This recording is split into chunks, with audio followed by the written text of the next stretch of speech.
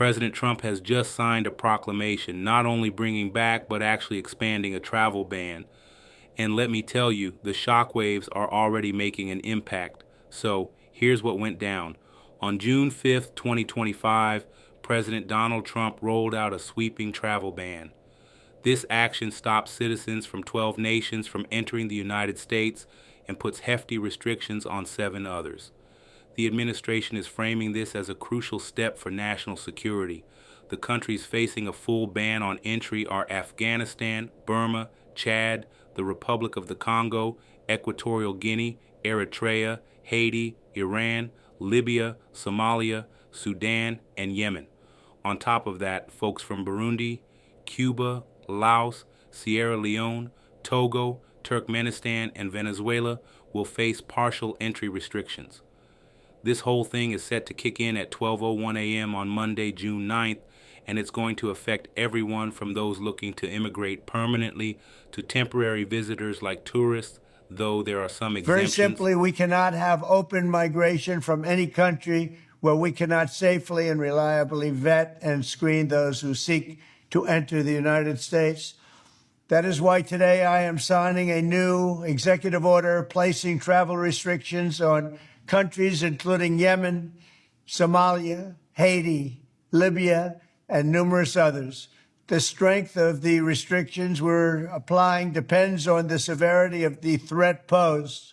The list is subject to revision based on whether material improvements are made, and likewise new countries can be added as threats emerge around the world.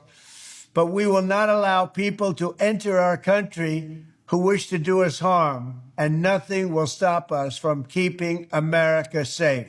Thank you very much. If this feels like deja vu, you're not alone.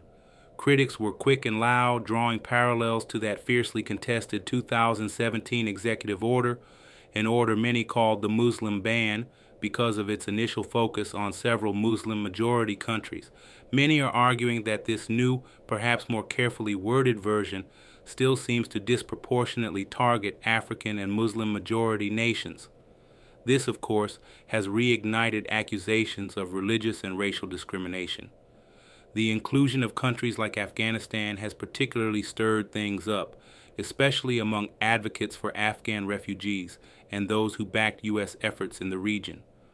Politically, things exploded almost immediately. Supporters taking their cues from the White House are selling the ban as essential for protecting American citizens and enforcing immigration laws. They're stressing the need for other countries to get on board with U.S. vetting and information sharing standards. A White House spokeswoman even said, "President Trump is fulfilling his promise to protect Americans from dangerous foreign actors that want to come to our country and cause us harm."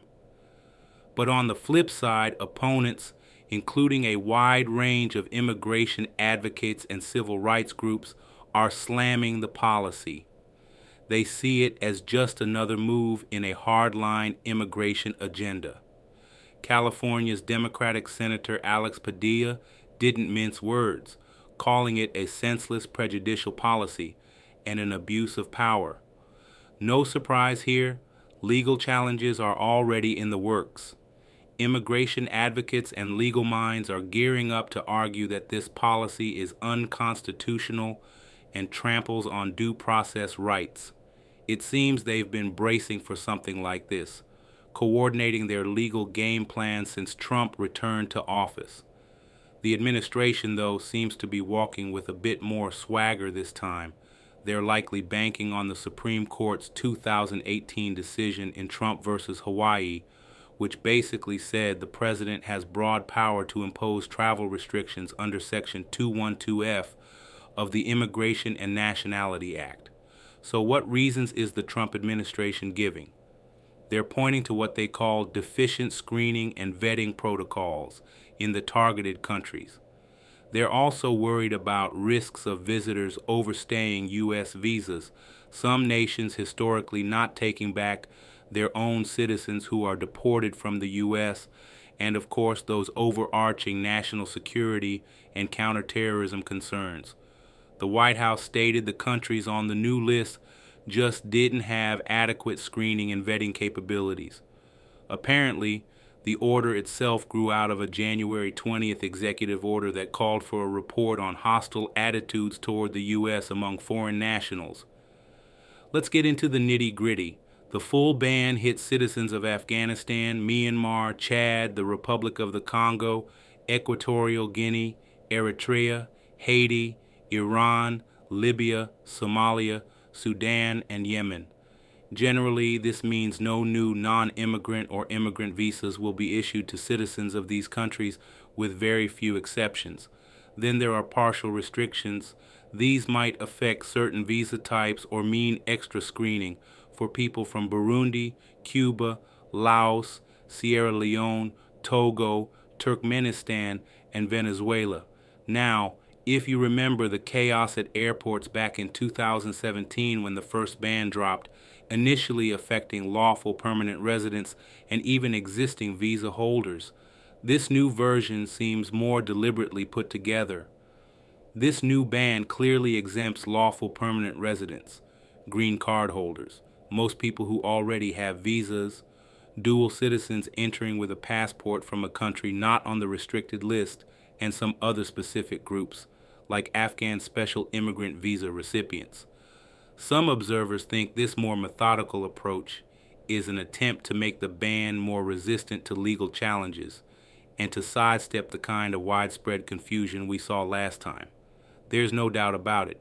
President Trump's decision to bring back and expand the travel ban has shoved a really divisive issue back into the global spotlight. It's setting the stage for some major legal and political showdowns. While the administration frames it as a vital security measure, supposedly built on lessons from the past, critics see it as a discriminatory policy that will have devastating human consequences. The fact that this ban is more tailored with those specific exemptions might make it tougher to challenge in court than its predecessor. But the fundamental arguments about presidential power versus potential discrimination and the real-world effects on families, refugees, and international relations, those haven't gone away. We're definitely going to see these arguments play out in courtrooms and in the court of public opinion in the coming weeks and months. The world will be watching to see how this revived policy ultimately pans out and what its true cost will be. This situation is moving fast, and it has some really profound implications. What are your thoughts on this reinstated travel ban? Do you think it actually enhances national security, or is it unfairly targeting certain groups of people? I'd love to hear what you think, so drop your opinions in the comments below. And if you want to stay on top of this and other important global news, make sure you subscribe.